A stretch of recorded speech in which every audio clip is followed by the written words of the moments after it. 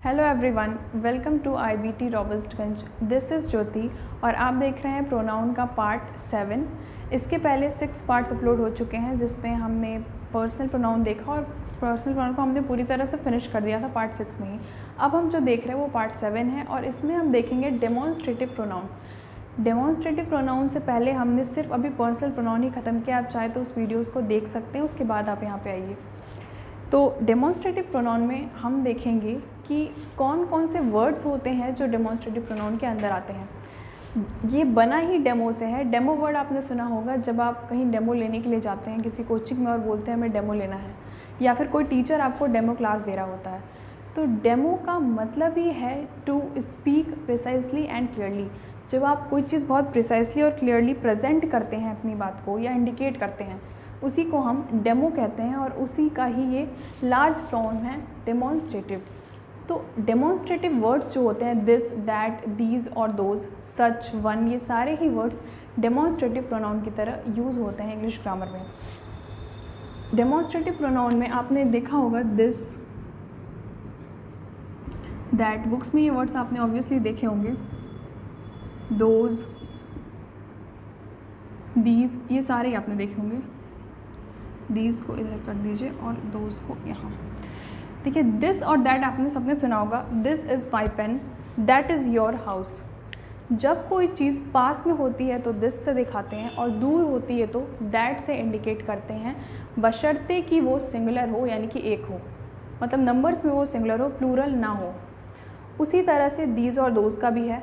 जैसे मैं कहूँ कि these are my pens and those are your flowers, तो दोज वहाँ पे हम कह रहे हैं दूर की चीज़ को दिखाने के लिए और दीज पास की चीज़ को दिखाने के लिए। बट इस केस में दोनों ही चीज़ें प्लूरल हैं, यानी कि पेन क्या है, दो है, और फ्लावर्स भी बहुत सारे, फ्लावर्स मैंने बोला, फ्लावर नहीं होगा। तो जब आप प्लूरल दिखा रहे होते हैं और दूर का दिखा रहे होते हो तो दोज, पास का दिखा रहे होते हैं तो दीज जब प्लूरल हो तब, जब पास का सिंगुलर दिखा रहे हैं तो दिस और दूर का सिंगुलर दिखा रहे हैं तो दैट। जैसा कि मैंने लिखा है यहाँ पे, दिस और दैट दोनों ही सिंगुलर के लिए, दीज और दोज दोनों ही प्लूरल के लिए, और ये आपके होते हैं नियर ऑब्जेक्ट्स के लिए, पास की चीज़ों के लिए, और ये होते हैं फार ऑब्जेक्ट्स के लिए, फार यानी दूर की चीज़ों के लिए। और इसके अलावा सच और वन भी मैंने बोला था। सच और वन मोस्टली आपको इन चारों का ही यूज़ देखने को मिलेगा। इन दोनों का यूज़ थोड़ा कम होता है, लेकिन जहाँ पे सच वर्ड का यूज़ होता है जब आप काइंड बताने की कोशिश करते हैं। I don't like such people, मैं ऐसे लोगों को पसंद नहीं करती। तो ऐसे लोग आप जब काइंड बताने की कोशिश करते हैं तब आप सच का यूज़ करते हैं, सच डेमोन्स्ट्रेटिव प्रोनाउन का। वन का यूज़ करते हैं तब जब आप कहना चाहते हो कि मुझे वो वाला चाहिए। जब आप बोलते हैं मुझे ये वाला चाहिए, ब्लैक वाला चाहिए, वाइट वाला चाहिए, तो जो वाला वर्ड होता है उसके लिए ही हम वन यूज़ करते हैं। This one, that one, black one, blue one, इस तरह से। तो डेमोन्स्ट्रेटिव प्रोनाउन का बहुत ज़्यादा कुछ नहीं है, इतना ही है। और ज़्यादातर क्वेश्चन आपको इसी से मिल जाएंगे और इसमें बहुत ज़्यादा क्वेश्चन बनते भी नहीं हैं। फिर भी हम कुछ एग्जांपल्स में देखेंगे कि कैसे इन सबका यूज़ हम करते हैं। तो आइए देखते हैं नेक्स्ट स्लाइड में। तो let's see with some examples.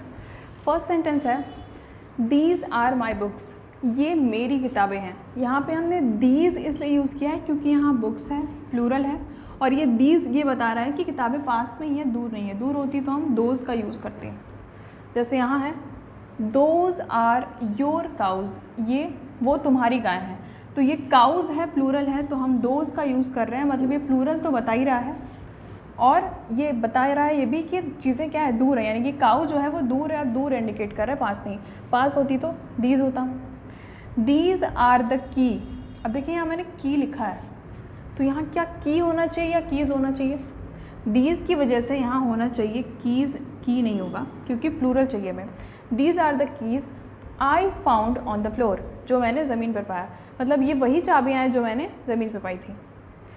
Such is your mistake that he will not forget you, तुम्हारी गलती ऐसी है कि वो तुम्हें माफ़ नहीं करेगा। सच का हिंदी में जो मीनिंग आता है वो ऐसा या ऐसी, ऐसा या ऐसी, इस तरीके से आता है। मतलब तुम्हारी मिस्टेक ऐसी है कि वो तुम्हें माफ़ नहीं करेगा। फॉरगेट नहीं है, फॉरगिव होगा। He will not forgive you. इस तरीके की गलती करेगा तो फॉरगिव नहीं करेगा, यानी माफ़ नहीं करेगा। This is not my coat, mine is black one. ये मेरा कोट नहीं है, दिस है यानी सिंगुलर, कोट यहाँ पे सिंगुलर लिखा है मतलब सही है। Mine is black one, one का यूज़ मैंने आपको बताया वाला या वाली के लिए करते हैं, ब्लैक वन मतलब ब्लैक वाला है मेरा, मतलब ये मेरा कोट नहीं है, मेरा कैसा है, ब्लैक वाला मेरा है। तो ब्लैक वन मतलब ब्लैक वाला, आप चाहे तो लिख सकते हैं, वाला या वाली के लिए यूज़ होता है। बहुत सारे लोग को इंग्लिश में दिक्कत है, तो अगर हिंदी में आप लिख के बेटर समझ सकते हैं तो आप हिंदी में भी लिख सकते हैं, ठीक है। Next and last, he is my elder brother and such as he has the right to stop me. ये अधिकार वाला राइट है। वो मेरा बड़ा भाई है और इस नाते वो उसे अधिकार है मुझे रोकने का। सच एज का मतलब है इस नाते मुझे यानी कि एल्डर ब्रदर होने